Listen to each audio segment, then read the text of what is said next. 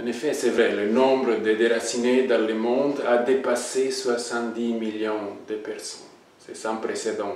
Ça a doublé dans 20 ans. Et les réfugiés représentent un tiers de ce nombre, plus de 25 millions de personnes qui ont dû fuir leur maison à cause de la guerre et des persécutions. Et un réfugié sur deux sont des enfants. Et les crises, malheureusement, aussi sont de longue durée. Parce qu'on voit que 20% des réfugiés ont été réfugiés pendant 20 ans ou plus. Et 80% des réfugiés ont été en exil pendant au moins 5 ans. On voit par exemple la crise syrienne qui est arrivée à la 9e année et a déplacé 13 millions de personnes.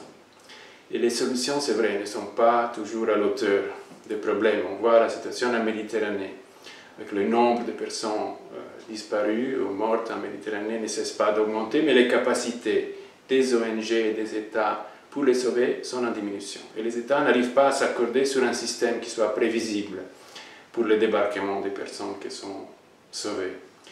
Mais il n'y a pas d'alternative au multilatéralisme, à travailler tous ensemble. C'est ce qui dit le pacte mondial sur les réfugiés. Nous avons un nouveau pacte qui parle du partage des responsabilités et de l'engagement de tout le monde pour soutenir, pour aider, pour trouver des solutions pour les réfugiés.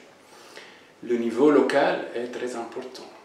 61% des réfugiés dans le monde sont dans des villes et les villes sont confrontées avec le problème de l'hébergement au quotidien, souvent dans des situations dramatiques, et avec les problèmes de l'intégration des réfugiés, donc l'accès à l'emploi, l'accès à l'éducation dans les écoles et dans les petites villes, et c'est grâce aux réfugiés qu'on peut garder les écoles ouvertes. Donc il faut vraiment reconnaître le rôle des acteurs au niveau local, les citoyens, les communautés hautes, les métropoles qui sont avec les réfugiés, à côté des réfugiés, mais aussi les petites villes qui ont, par exemple, en France, accueilli des réfugiés réinstallés des pays comme le Niger ou le Tchad d'une façon très positive.